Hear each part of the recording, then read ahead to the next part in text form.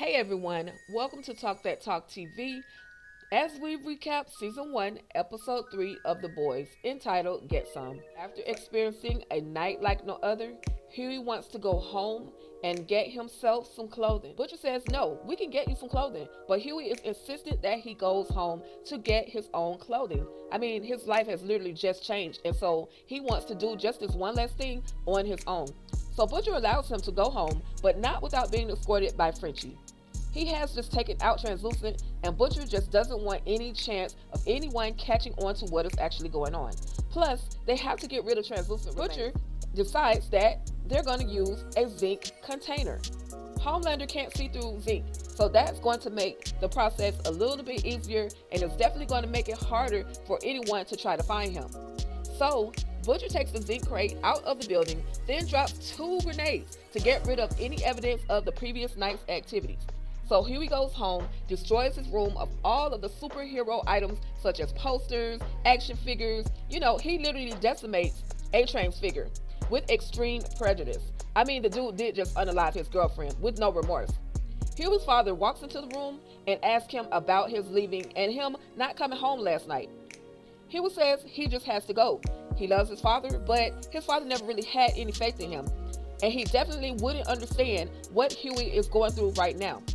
So Butch goes to see an old friend by the name of Mother's Milk and attempts to convince him to come back to work with him, and he agrees, but only under one condition. That's if Frenchie is not a part of this whole game.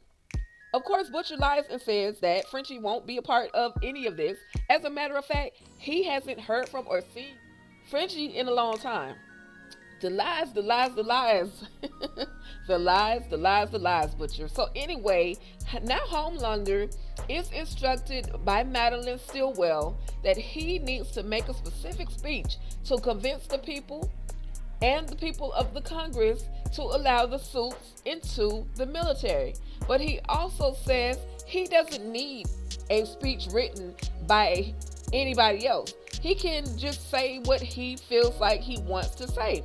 Well, she tells him that Mr. Edgar is the one that actually wrote that speech, and you will be reading it. So he picks up the paper that he previously balled up, and he walks out of the room. Now Butcher, Mother's Milk, Hughie, and Frenchie meet up at their disguised surveillance truck, and Mother's Milk and Frenchie instantly get into a physical altercation and go back and forth. But then Mother's Milk receives a phone call from his wife, and he tries to hide the conversation from the fella. Salinity that exited him just moments earlier.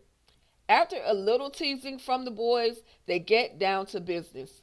And Hughie explains that he has a way to get inside of A-Train and Popclaw's apartment to set up cameras straight through the TVs and the computer monitors, since all of those devices have cameras. So he sets it up as if he and Mother's Milk are coming to set up a new internet modem, using fake names, of course. They are reluctantly let in by Popclaw, and while completing the mission, Hughie sees a photo of Popclaw and A-Train, which looks so happy with the two of them. And he's kind of reflecting and thinking about his lack of a relationship with Robin, or the fact that Robin is no longer here and they can't take those multiple photos together anymore. He freezes, but Mother's Milk talks him down to where he can refocus and complete the mission at hand. Mother's Milk also sees a red case and is curious about its content instantly, but he lets it go for now. As Hughie and Mother's Milk leave the apartment, they run into A-Train. Hughie asks A-Train, "Do I know you?" And A-Train says, "I run into different people all of the time."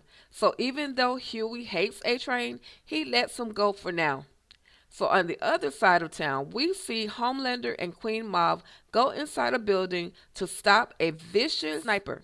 And they do just that. But Homelander takes it a step farther and gives the guy a gut punch, literally destroying his insides.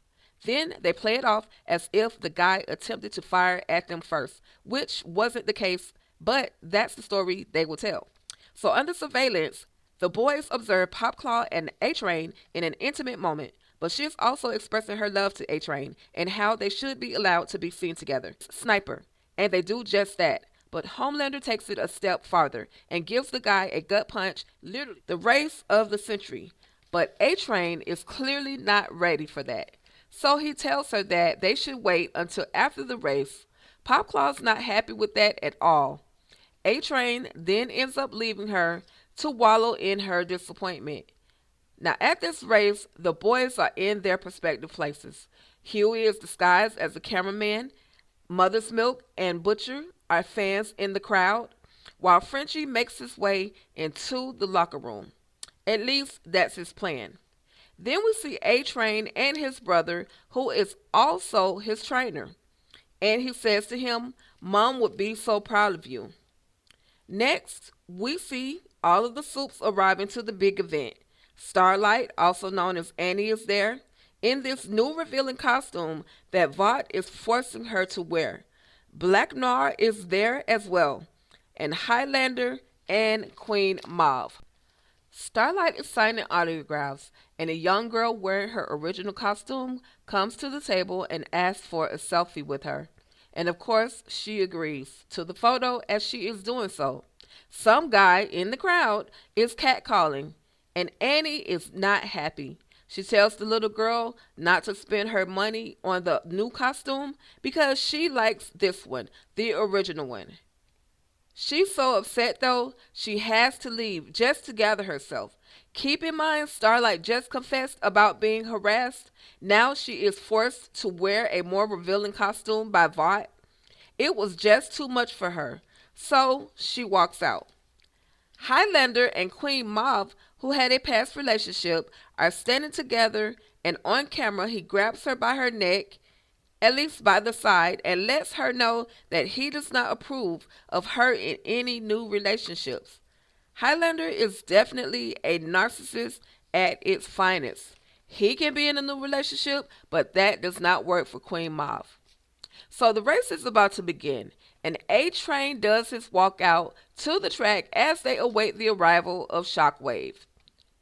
When going into the locker room, Annie is stopped by Hughie, not only because they had a moment on the park bench, but also the locker room where Frenchie was hanging from the ceiling, literally. So he asks her, can he buy her a beer? And she says yes, if you can add nachos to that. So they sit down and reflect on their conversation from a few days ago when she told him how much she hated her job. And now he knows what job she was really referring to, being a suit. So Shockwave enters the track, and Mother's Milk is still watching Popclaw, where she has a vial of the Compound V in her hands and looking fidgety. So the race begins, and A-Train is the winner, especially being hopped up on the Compound V, which makes him even more fast. The winner is revealed by photo finish, an interview is conducted, and Popclaw is disappointed when A-Train doesn't acknowledge her. Asks about his personal life. She then injects herself with the Compound V and is instantly hyped, and the boys are watching it all play out. She's lifting extra heavy weights, shadowboxing, and more. Then Alec, the landlord, comes to collect the rent. Let's just say that this will be his last collection day. So Popclaw makes a deal with the landlord to trade a favor for rent. And so hyped up on Compound V, she unknowingly unalives Alan with her cheeks, and I'm not talking about the cheeks on her face. He's no longer moving, and she stands up to see the damage that she has done.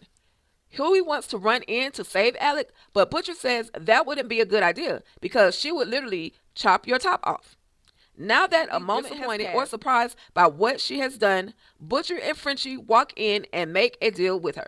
If you tell us about Compound V, we will help you out of this situation. Definitely disappointed or surprised by what she has done, Butcher and Frenchie walk in and agrees. Finally, the Deep and Highlander have a conversation about him finding the zinc crate at the bottom of the ocean. Well, actually, a dolphin found it, but the Deep called the dolphin his friend, and then Stillwell walks in, and they open the crate to see the remains of Translucent, where they also see a warning from someone, and it reads, "Coming for you." And that was the end of the episode, y'all. Thanks for checking out Talk That Talk TV. Drop your comments and let me know your thoughts on the boys. Are you Team Soup or Team The Boys? Drop that in the comments as well. In the meantime, check out our next Talk That Talk episode of The Boys coming up now.